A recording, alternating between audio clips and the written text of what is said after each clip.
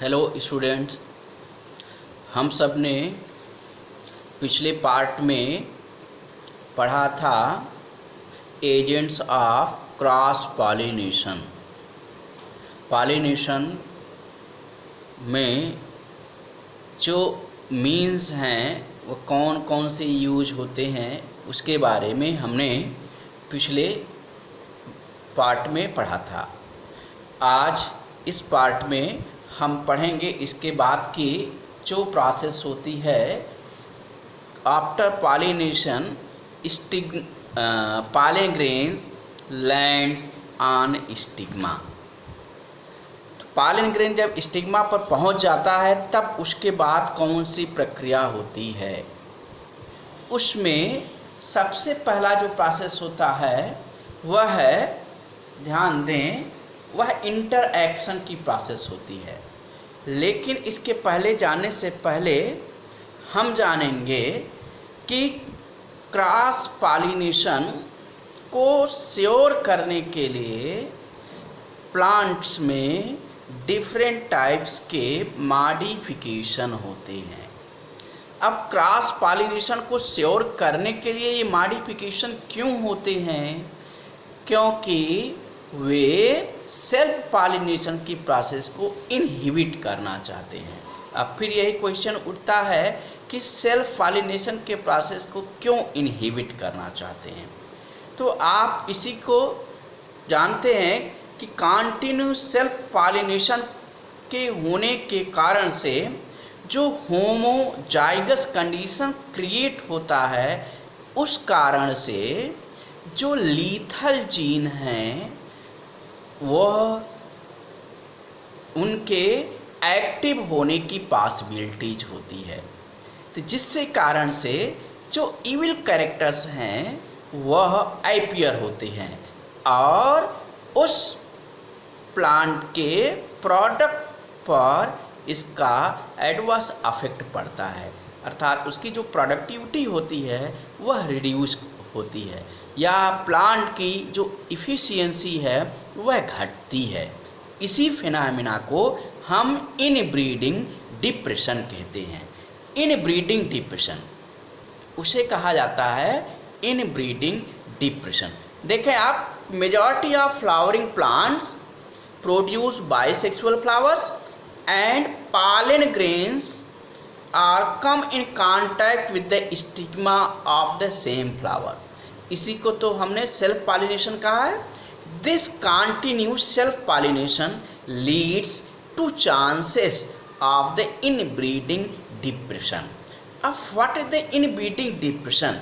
इसी को अभी आपको बताया कि कंटिन्यूस सेल्फ पॉलिनेशन अर्थात इनब्रीडिंग होने के कारण से जो रिसेसिव जीन हैं वह जब होमोजाइगस कंडीशंस में आते हैं तो फिर वह सक्रिय हो जाते हैं, जिसके कारण से जो प्रोडक्टिविटी है वह इनकी रिड्यूस होती है।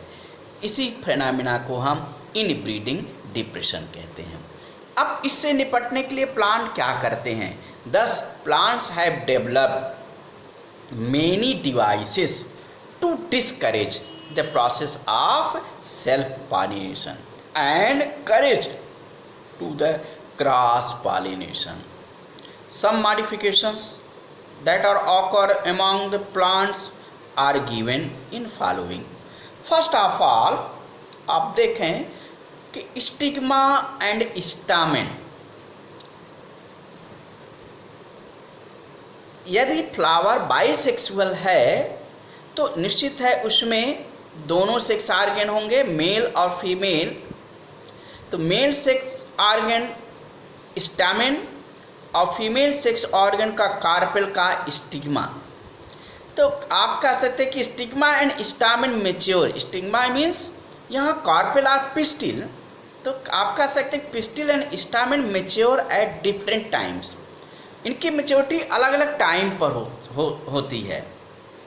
इस फिनोमेना को कहते हैं डाइकोगेमी।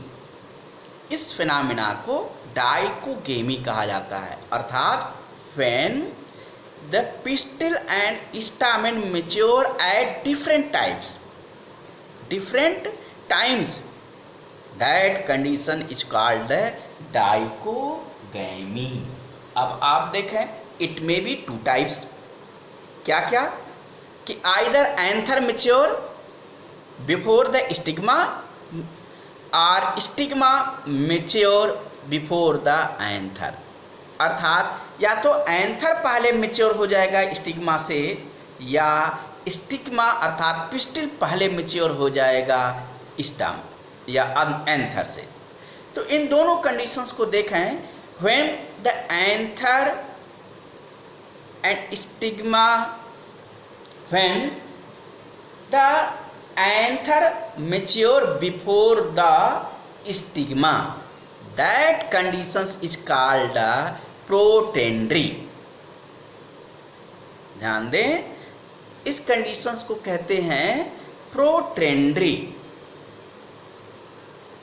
नाम दिया जाता है उसे प्रोटेंड्री। देखिए, when anther mature earlier than the stigma and releases pollen grain, that conditions is called protandry, whereas when stigma mature earlier to the anther, this condition known as the protogeny.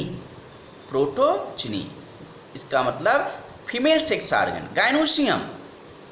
देखो, जिनी बना gynoecium से ही है कि protogyny, stigma mature earlier than the anther, तो that conditions is called protogyny. तो इस प्रकार से डाइकोगेमी जो फ्लावर हैं कंडीशंस है वह टू टाइप्स की हो गई, एक को हम प्रोटेंड्री और दूसरे को हम प्रोटोजिनी कहते हैं। नेक्स्ट है कि anther and stigma are released are placed anther and stigma are placed at different position. ये दोनों अलग अलग पोजीशंस पर प्रोड्यूस हो, जिससे उसी से निकलने वाला जो पॉलन ग्रेन है उसके फ्लावर के स्टिग्मा पर ना पहुंच पाए। फिर इसके बाद आता है कि unisexuality. Next condition is called unisexuality of the flower to check the process of self pollination. अब इट में भी टू टाइप्स। यूनिसेक्सुअलिटी का मतलब है कि flowers have only one kind of the sex organ, either stamen और pistil. अब आप ध्यान दें, आप यह दोनों प्रकार के जो फ्लावर हैं, यह इसके आधार पर जो प्लांट्स होते हैं यह दो प्रकार के, एक मोनोइशियस और दूसरा डायोइशियस। मोनोइशियस के कंडीशंस में आप देखें, both types of the flower are produce on same plant. Second is the dioecious, both types of the flower, that is the male and female flower, produce on different plant. इन दोनों का आप example जानते होंगे। जैसे monoecious plant का example आपने देखा होगा, मेज, मक्का, कैस्टर। डायोइशियस में आपने देखा होगा बेस्ट एग्जाम्पल पपाया, जिसमें मेल प्लांट और फीमेल प्लांट अलग होते हैं, दोनों पर मेल फ्लावर और फीमेल फ्लावर क्रमशः प्रोड्यूस होते हैं। डेट पाम यह इसके एग्जाम्पल हैं। तो इस तरीके से कि unisexuality of the plant check the process of self fertilisation और सेल्फ पॉलिनेशन। नेक्स्ट है, फिर आप कह सकते हैं कि सेल्फ इनकॉम्पेटिबिलिटी, या इसी को हम कहते हैं दूसरे में self sterility. Self incompatibility, it is the genetic process, it is the genetic mechanism by inhibiting the pollen germination or pollen tube growth in pistil। अब आगे हम pollen pistil interaction में पढ़ेंगे कि during the pollen pistil interaction, that is called compatibility, यदि वह stigma recognise करता है सुटेबल पॉलन ग्रेन को, then allow to germinate, but if it recognise that non compatible या incompatible the pollen grain, that it inhibit the germination of the pollen grain on stigma. अब यह process होती है genetic process है, सामान्यतः higher classes में आप पढ़ेंगे। इसके लिए रिस्पॉन्सिबल जो जीन होते हैं स्टेराइल जीन्स हैं, जैसे एग्जाम्पल के लिए आप कह सकते हैं कि S1 और S2 in pollen grain and S1 and S2 in stigma. तो ये जेनेटिक प्रोसेस है जो इनको इनहिबिट करती है।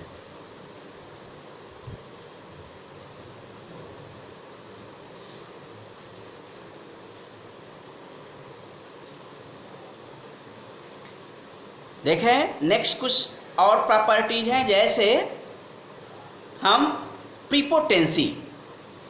प्रीपोटेंसी इस फिनोमिना में क्या होता है कि pollen grain of one flower grow more rapidly over the stigma in comparison to pollen grain of the another flower that land from same flower. इसका मतलब हो गया कि ध्यान दीजिए कि उसी फ्लावर के एंथर से निकले हुए पॉलन ग्रेन जब उसी फ्लावर के स्टिग्मा पर लैंड करता है तो इसके कंपैरिजन में दूसरे फ्लावर से आने वाला जो पॉलन ग्रेन है वह तेजी से ग्रो करता है। परिणाम जो सबसे पहले पॉलन ट्यूब का फॉर्मेशन करके माइक्रोपाइल एंड तक पहुंच जाएगा, रिलीज करेगा मेल गैमीट, वही सक्षम होता है फर्टिलाइज करने में। That condition is called prepotency. इस कंडीशन को हम प्रीपोटेंसी कहते हैं।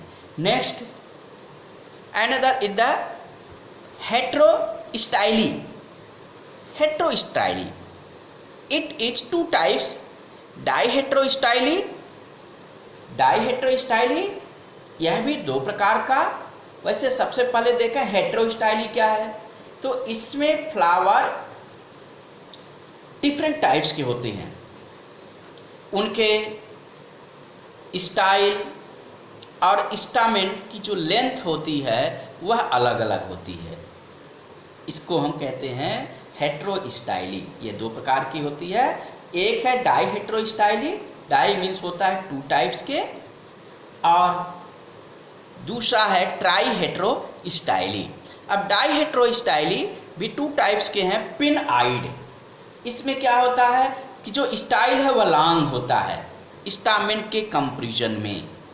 स्टामेन शॉर्ट होता है और स्टाइल लॉन्ग होता है, जिससे स्टिग्मा एंथर के कंपैरिजन में अधिक ऊंचाई पर होता है, जो इनहिबिट करता है सेल्फ पॉलिनेशन को। दूसरा इसमें थंब आइड। इस थंब आइड टाइप्स में क्या होता है कि स्टाइल तो शॉर्ट होती है लेकिन स्टामेन लॉन्ग होता है। जैसे एग्जाम्पल के लिए जैस्मिन, आप सबने जैस्मिन देखा होगा, या प्राइमरोज प्लांट के फ्लावर में यह कंडीशंस पाई जाती है। दूसरा ट्राईहेटेरोस्टाइली। इस टाइप के फ्लावर में 3 टाइप्स के होते हैं। It mean there are 3 types of flower. एक जिसमें लॉन्ग स्टाइल तो लॉन्ग होता है, और स्टामेन मीडियम, लेकिन उनकी जो हाइट होती है वह शॉर्ट होती है। दूसरा स्टाइल की जो लेंथ होती है मीडियम साइज की, और स्टामेन लॉन्ग होता है, लेकिन स्टामेन लॉन्ग होता है, short height. Whereas third condition is the short style. Style जो होता है वह शार्ट होता है, छोटा होता है, और स्टामेन लॉन्ग होता है, मीडियम हाइट का। एग्जाम्पल इसका लिथ्रम या ऑक्जेलिस प्लांट, यह इसके बेस्ट एग्जाम्पल है। तो इस प्रकार से आपने देखा फ्लावर में क्रॉस पॉलिनेशन को करेज करने के लिए यह डिफरेंट टाइप्स के मॉडिफिकेशन पाए जाते हैं, जिससे कि क्रॉस पॉलिनेशन तो श्योर किया जाता है और सेल्फ पॉलिनेशन को इनहिबिट किया जाता है।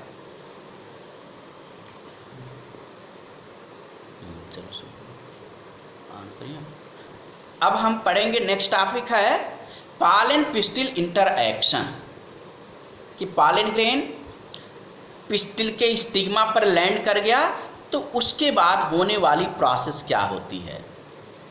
फिर इसी फिनोमेना को हम पॉलन पिस्टिल इंटरएक्शन कहते हैं। आप देखें इसको कैसे, कौन कौन से इवेंट है जिसमें इंक्लूड होते हैं।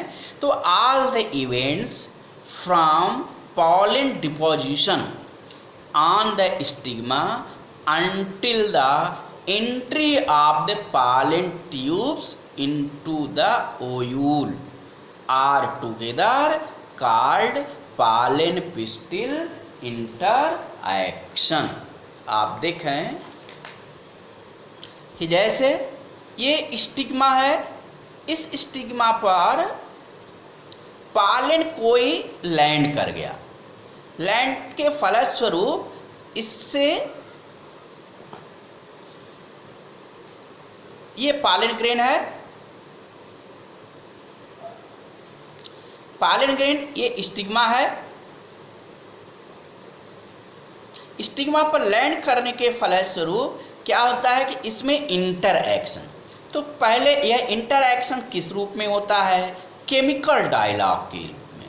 यही से को हम कहते हैं कि यदि कंफर्टेबल पॉलन ग्रेन स्टिग्मा पर पहुंचता है, अब कंफर्टेबल है कि इनकंफर्टेबल है, इसका डिसीजन किसके आधार पर होता है, इसी को हम कहते हैं वह पॉलन पिस्टिल इंटरएक्शन। अब पॉलन पिस्टिल इंटरएक्शन किस रूप में होता है, वह केमिकल प्रोसेस है। Some types of the chemical compound like some kinds of the protein that are occur on the surface of the pollen grain and the stigma both are interact when it recognize the cell types, then it form the complex compounds। दोनों react करते हैं। अब आप कह सकते हैं कि एक जैसे स्टिग्मा पर पाए जाने वाला रिसेप्टर्स का काम कर सकता है, जो अपने सेम काइंड्स के या उस रिसेप्टर के अनुरूप जो प्रोटीन होगी पॉलन ग्रेन पर, उनसे रिएक्ट करके कॉम्प्लेक्स बनाएंगे, और जैसे ही ये कॉम्प्लेक्स बनता है ये डिसाइड हो जाता है कि यह pollen grain compatible pollen grain है, और यह कॉम्प्लेक्स अगर नहीं बनता है तो यह इनकॉम्पिटेबल पॉलन ग्रेन कहलाता है, हो जाता है। इसी को हम कहते हैं कॉम्पिटेबिलिटी इनकॉम्पिटेबिलिटी रिएक्शन। तो यह केमिकल डायलॉग के थ्रू होता है। जब यह डिसाइड हो गया कि कॉम्पिटेबल पॉलन ग्रेन है, then pollen grain absorb the water and other nutrient material from the stigma and grow in size. और यदि यह इनकॉम्पिटेबल है, then stigma does not allow to absorb the water and food material from the stigma। तो फिर क्या होता है, क्या ऐसे पॉलन ग्रेन बिल्कुल ही ग्रो नहीं कर पाते हैं? तो आप कह सकते हो कि पॉलन ग्रेन के सेल में स्टोर्ड जो फूड है या वाटर है वह उसका यूज करके पॉलन ट्यूब का तो फॉर्मेशन करते हैं, लेकिन वह पॉलन ट्यूब लंबा नहीं जा पाता है कि उसके वह ओयूल के मुख तक पहुंच सके। अब यहाँ से पॉलन ट्यूब देखो, यहाँ इसी पूरे फिनोमेनन को पॉलन ग्रेन के लैंडिंग से लेकर के ये पॉलन ट्यूब का फॉर्मेशन जो स्टाइल से होते हुए ओवरी के रीजन में पहुंचता है, और फिर यहाँ माइक्रोपाइल के एंड पर पहुंचता है, और यहाँ पर मेल गैमीट को रिलीज करता है। तो इसने यहाँ से लेकर के यहाँ तक के इवेंट को ही पॉलन पिस्टिल इंटरएक्शन कहा जाता है। यह इसके अंतर्गत आते हैं।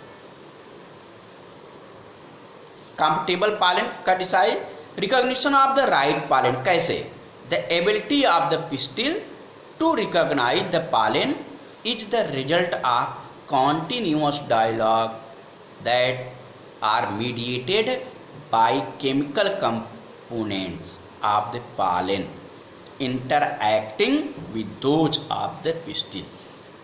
अब यहाँ केमिकल कंपोनेंट कौन है, मैंने आपको बताया it may be proteinaceous molecule. अधिकतर प्लांट स्पीसीज में यह प्रोटीनियस मॉलिक्यूल है, लेकिन किस टाइप की प्रोटीन मॉलिक्यूल है ये बहुत ज़्यादा अभी इसके ऊपर काम नहीं हो पाया है। तो ये after recognition pistil promotes pollen germination. Next process is the growth of a pollen tube. कैसे ये बनते हैं, तो फिर देखिए पॉलन ट्यूब का ग्रोथ कैसे होता है।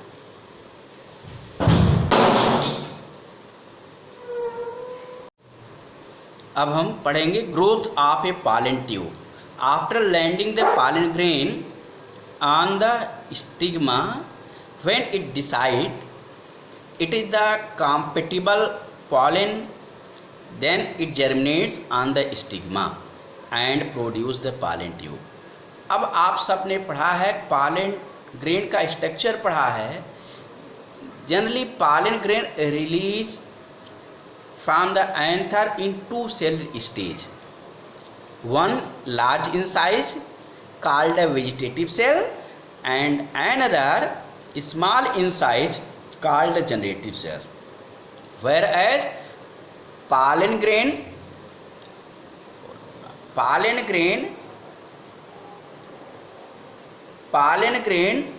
are covered by two layered structure covering called intine and exine. आप सब ने पढ़ा है एक्साइन यह आउटर मोस्ट कवरिंग है जो एक हाईली रेसिस प्रोटीन का बना होता है और इंटाइन सेलुलोजिक लेयर है। लेकिन पॉलन ग्रेन में एक या एक से अधिक स्थानों पर यह एक्साइन एब्सेंट होता है। तो यह पर्टिकुलर जो पॉइंट है इसको हम कहते हैं जर्म पोर। तो जो वेजिटेटिव सेल है वह पहले ग्रो करता है और इसी जर्म पोर के थ्रू वह पुशअप करता है अपने साइटोप्लाज्म को, चूँकि वहाँ केवल सेलुलोजिक सेल वॉल होती है इंटाइन की। तो जब साइटोप्लाज्म उस वेजिटेटिव सेल के इसके ऊपर प्रेशर एक्सर्ट करते हैं तो फिर यह एक स्मॉल आउटग्रोथ बनाता है। यही outgrowth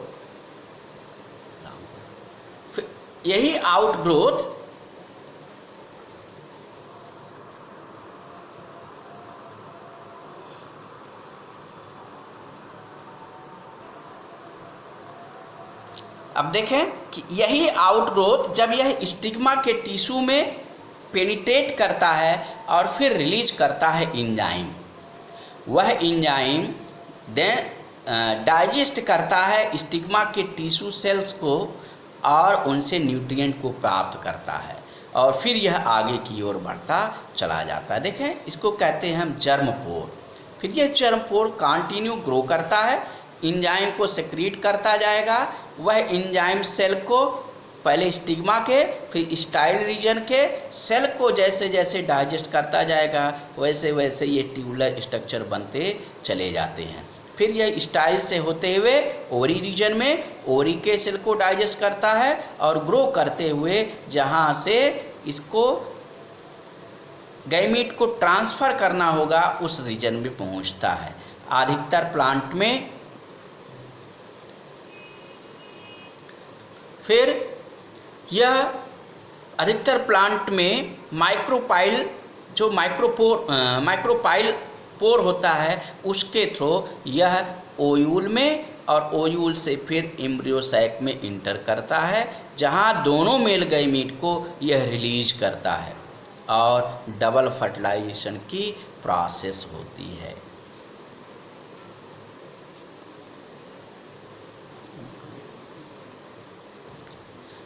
Pollen tube enter the ovule through the micropyle and reach the synergids। अब आपने पढ़ा होगा सिनर्जिड सेल्स जो यग अपरेटस है माइक्रोपाइल इन पर सिनर्जिड्स तक पहुंचता है the filiform apparatus of the synergid cells direct the growth of pollen tube by secreting some kinds of the chemical substances, chemical compounds. अब क्या होता है कि then the tip of pollen tube becomes enlarged, वे swell कर जाता है वहाँ से न्यूट्रिएंट को, वाटर को एब्जॉर्ब करके, एंड देन रप्चर्ड, और कह सकते हैं कि end of the pollen tube burst bye releasing and release 2 male gametes, ये दोनों मेल गैमीट को रिलीज कर देता है, जिसमें से एक मेल गैमीट यक सेल को फर्टिलाइज करता है और दूसरा मेल गैमीट सेंट्रल सेल के पोलर न्यूक्लियाई को फर्टिलाइज करता है। तो यक सेल के साथ फर्टिलाइजेशन के प्रोसेस को सिनगैमी और पोलर न्यूक्लियाई के साथ फर्टिलाइजेशन के प्रोसेस को ट्रिपल फ्यूजन कहते हैं, और इस इवेंट को हम डबल फर्टिलाइजेशन कहते हैं। ये कैसे होता है हम नेक्स्ट टॉपिक में पढ़ेंगे।